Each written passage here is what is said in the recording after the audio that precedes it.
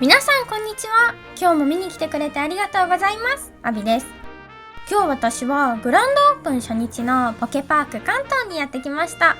実際行ってみて学んだことをどんどんお伝えするので、皆さんが訪れる時の参考になれば幸いです。ケロケロ。ポケパーク関東には現在エリートトレーナーズパスとトレーナーズパスの2種類のチケットがあって、今回私は先着でなんとかトレーナーズパスを購入することができました。開園時間は10時だけど、入場後に先着で整理券を取得可能なコンテンツがあるので、少し早く8時に来ました。X の情報によると5時の時点では10人くらい並んでたらしいです。ポケパーク関東のある読売ランドへは、最寄りの京王読売ランド駅からゴンドラとバスが選べて、バスは始発がだいたい7時くらい、ゴンドラは9時くらいから稼働し始めます。ちなみに徹夜待機と場所取りは禁止です。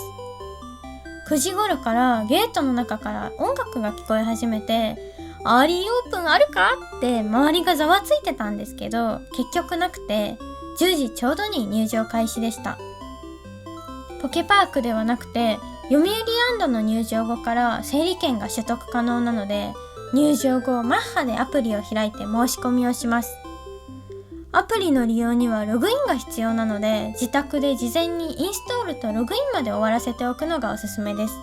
整理券は3種類のコンテンツで取得可能で、その中でもポケモンふれあいハウスが一番人気で、入場開始から5分で整理券の配布が終了になるそうなので、ふれあいハウスの整理券を最初にゲットするのがおすすめです。その後順番にショップの先着整理券、かやつり事務所の抽選整理券の順で申し込みましょう。ポケモンフォレストは表記されている時間から1時間の間入場可能で、ポケモンふれあいハウスと大好きショップは整理券の時間から15分以内に入場しないといけないそうです。かやつり事務所は表記の時間より20分くらい早く入場することができるみたい。かやつりタウンに1回入るとショップの入場時間に間に合わないかもしれないので、一旦ポケパークエリアを出て朝ごはんを食べに来ました。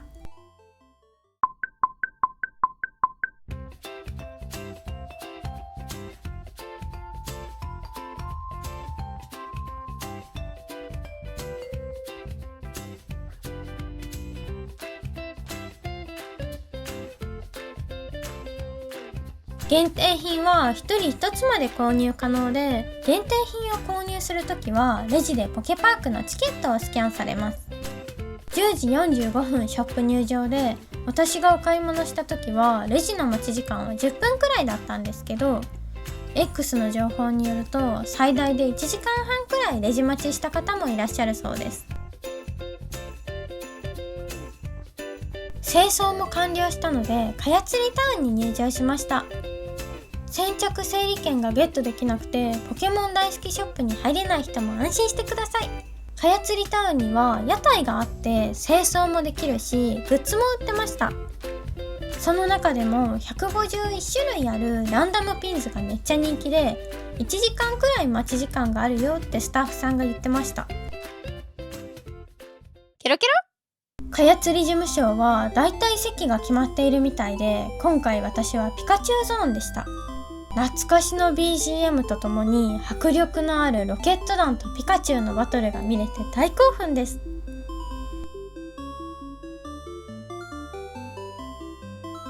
2種類のアトラクションはそれぞれ1回1200円で、アトラクションの近くのショップでチケットを購入することができます。ちょっとお高いからかあんまり乗ってる人がいなくて、一日中いつでもチケットを買えばすぐ乗れるってくらいの混み具合でした。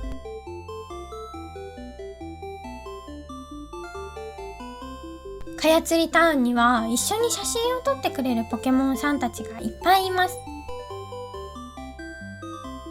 かやつりタウンの一番真ん中の通りにフォトフレームを無料でいただけるお店があって、もらったフレームを使ってオリジナルのポケカを作ることができます。フレームは日替わりで、今日はピカチュウとロコンのフレームでした。お題に沿った写真を撮ってスタッフさんに見せるとステッカーをもらうことができます。近くに輪投げコーナーもあって、こちらも参加無料でした。リグダに輪っかを引っ掛けるとステッカーがもらえます。カヤツリタウンには何か所か食べ物を買える場所があったんですけど、すべてテイクアウト形式で屋内で休憩できる席は一つもなかったです。外の席もかなり少なくて、お昼時は空いてる場所を探すのがちょっと大変でした。クラムチャウダーはあっさりした味付けで、ゴロッとしたじゃがいもが食べ応え抜群。1日2回13時20分と15時55分に行われるピカブイバブルカーニバル。噴水のエリアで開催されるので、開催時間に訪れれば誰でも整理券なしで見ることができます。整理券の取れたポケモンふれあいハウスの時間になったのでやってきました。今日会えるポケモンはこの3匹のうちの誰かで、1日の中でも時間帯によって会える子が変わるらしいです。ちなみに整理券の必要なコンテンツはその都度何度もアプリを開いてスタッフさんに確認してもらうので、モバイルバッテリーは必須です。ふれあいハウスの外にもいろんなポケモンたちがいたので、ふれあいハウスの整理券が取れなくても気を落とさないでください。ふれあいます。では回復させていただきます。かわいい。お待ちどうさまでした。ポケモンセンターに自分のポケモンを連れて行くと回復してもらうことができました。あとちょっと見落としがちなカヤツリタウンの出口の方、カヤツリジムの裏手にバトルコートがあります。ケロケロ。ということでポケモンフォレストの入場時間になったので、ポケモンフォレストに行ってきます。ポケモンフォレストの入り口とカヤツリタウンの入り口には手荷物検査がありました。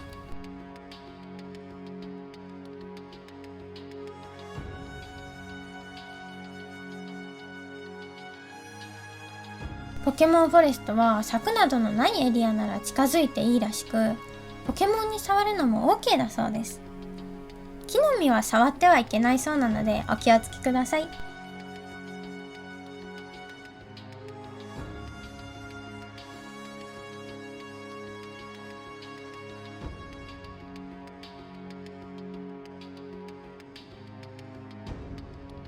ポケモンフォレスト後半にいるサイホーンたちは唯一乗ってもいいポケモンだそうです。冬空の下頑張ってるからサイホーンちょっと冷たかった。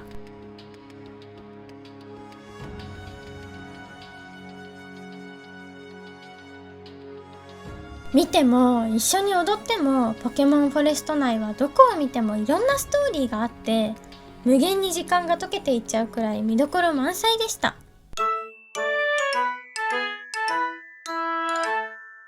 ということで今日はグランドオープン初日のポケパークにお邪魔しました。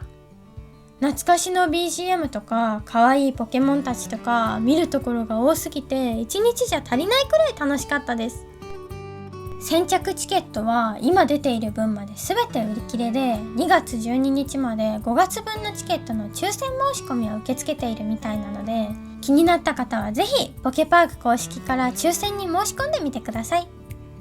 ちなみに読売ランドにはポケパーク以外にもアトラクションがあるので、18時にポケパークが閉園してからも20時半の読売ランドの閉園時間までアトラクションなどを楽しむことができます。最後まで見てくださりありがとうございました。皆さんもポケパークを楽しめますように。チャンネル登録、高評価もよろしくお願いします。また見に来てください。バイバーイ。